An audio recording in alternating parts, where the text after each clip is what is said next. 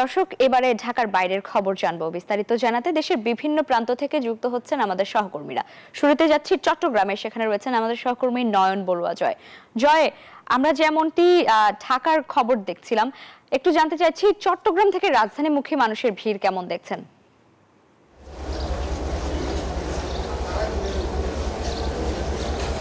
ধন্যবাদ লাইবা আপনাকে। একটু আগে আমাদের সহকর্মীরা ঢাকা থেকে যেমনটা জানিয়েছে, তেমনিভাবে কিন্তু রাজধানী মুখী চট্টগ্রাম থেকে অনেক যাত্রী দেখতে পাচ্ছেন, তারা প্ল্যাটফর্মে অপেক্ষা করছে, বিজয় এক্সপ্রেসের জন্য অপেক্ষা করছে।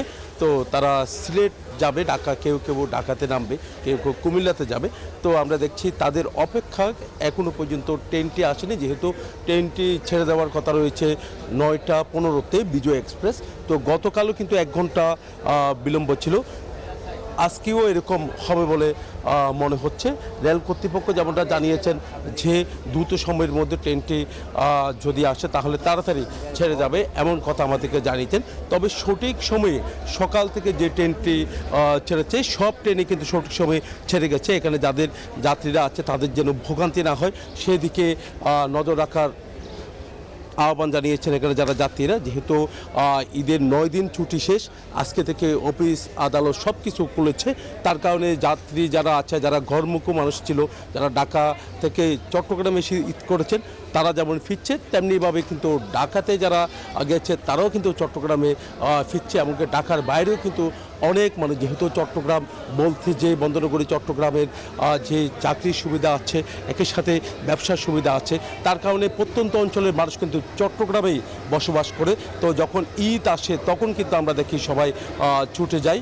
তো দেখতে পাচ্ছেন যে ট্রেনটি চলে এসেছে, তবে 9টা 15 ছাড়ার কথা থাকলেও কিন্তু সেভাবে ছাড়া সম্ভব হবে না, একটু পরেই ছাড়বে বলে মনে হচ্ছে। তা আর এখানে আইন শৃঙ্খলা বাহিনী এমনকি রেলের যারা দায়িত্বরত আছেন, রেল নিরাপত্তা বাহিনী যারা আছেন, তারা বলছেন রেলের করে যারা যাচ্ছে তাদের নিরাপত্তা দিতে তাদের প্রস্তুতি আছে বলে আমাদেরকে জানিয়েছেন। একই সাথে শুধু ট্রেন না, বাসে করেও কিন্তু কেউ চট্টগ্রাম থেকে অন্যান্য জায়গায় তাদের গন্তব্যস্থানে যাচ্ছে, আবার কেউ কেউ ঢাকা থেকে আবার বাসে করে চট্টগ্রামে এসেছে। এই ছিল আমার এখানকার সর্বশেষ। ফিরে যাচ্ছে আমার সহকর্মী, অপেক্ষা করছেন নাজমুল। আমরা যাচ্ছি নাজমুলের কাছে।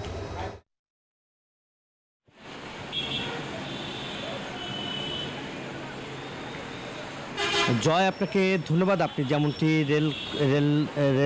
রেলের খবর জানাচ্ছিলেন, এই মুহূর্তে রয়েছে আমি ঢাকা আরিচা মহাসড়কের নবীনগরে, এবং আমরা যদি দেখাই যে এখন ঈদ করে ঈদের ছুটি শেষ করে কিন্তু যে তাদের যে কর্মস্থল, সেই কর্মস্থলে কিন্তু আসতে শুরু করছে। আমরা যদি একটু দেখাতে চাই যে প্রচুর গাড়ির চাপ রয়েছে, এবং ঢাকা আরিচা মহাসড়কের যেখানে দাঁড়িয়ে আছি এখান থেকে কিন্তু যে দক্ষিণবঙ্গের কিন্তু 22 জেলার মানুষ এখান থেকে আসতেছে, এবং এখানে কিন্তু একটি যাতে সড়কে যাতে যানজট সৃষ্টি না হয় সেখানে কিন্তু বাইপাস সড়ক করে তারপরে কিন্তু গাড়িগুলি বের করা হচ্ছে।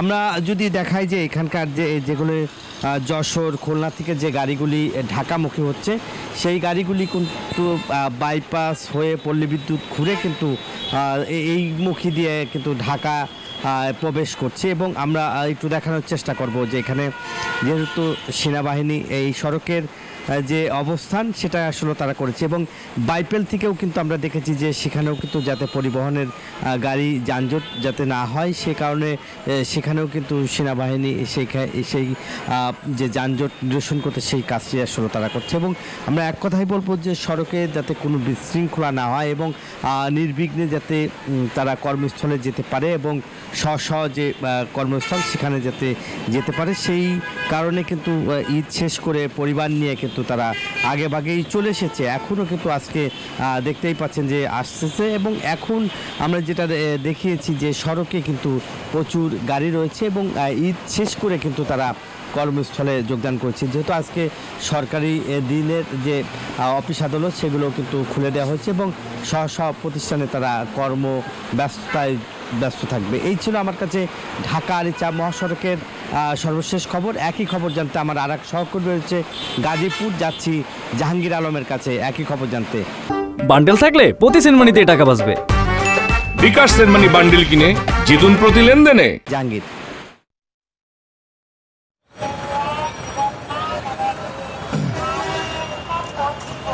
ধন্যবাদ নাজমুল। আপনি আসলে যেমনটি বলছিলেন, আমি রয়েছি এখন গাজীপুরে।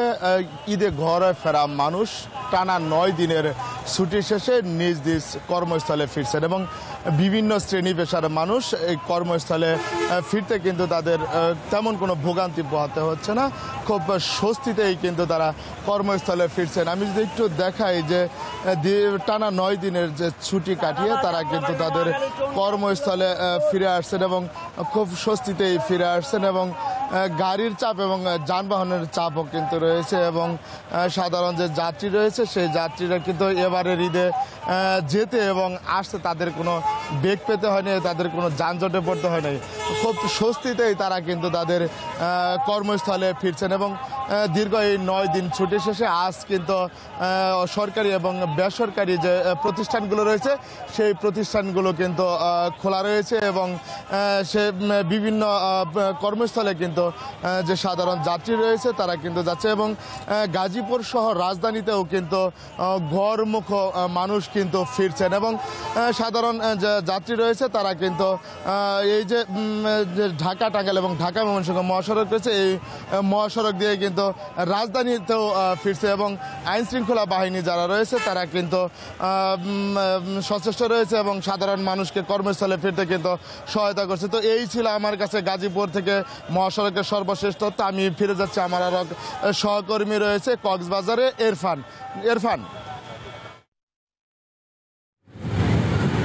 জি জাহাঙ্গীর, আপনাকে ধন্যবাদ। আপনার কাছে গাজীপুরের কথা শুনছিলাম। আজকে আমি কক্সবাজার সৈকতে আছি।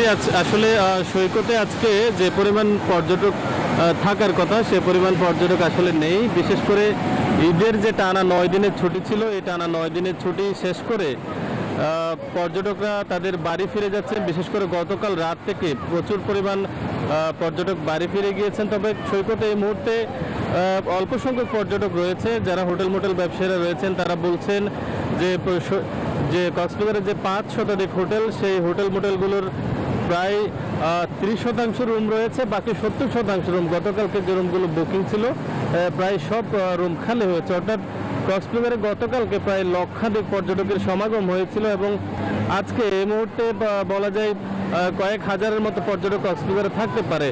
তবে ধারণা করা হচ্ছে আজকের পর থেকে হয়তো কক্সবাজারে আরও পর্যটক কমতে শুরু করবে এবং ঈদের যে টানা 9 দিনের ছুটি, এই 9 দিনের ছুটি কাটিয়ে তারা আসলে বাড়ি ফিরছেন এবং এই লম্বা যে ছুটি ছিল কক্সবাজারে কোনো অনাকাঙ্ক্ষিত ঘটনার খবর কিন্তু আমরা পাইনি। তবে এই ঈদটা বলা যায় কক্সবাজার মোটামুটি স্বাচ্ছন্দ্যে কেটেছে। তো কক্সবাজার থেকে এই ছিল খবরাখবর। এখন ফিরে যাচ্ছে স্টুডিওতে। ইরফান, ধন্যবাদ আপনাকে।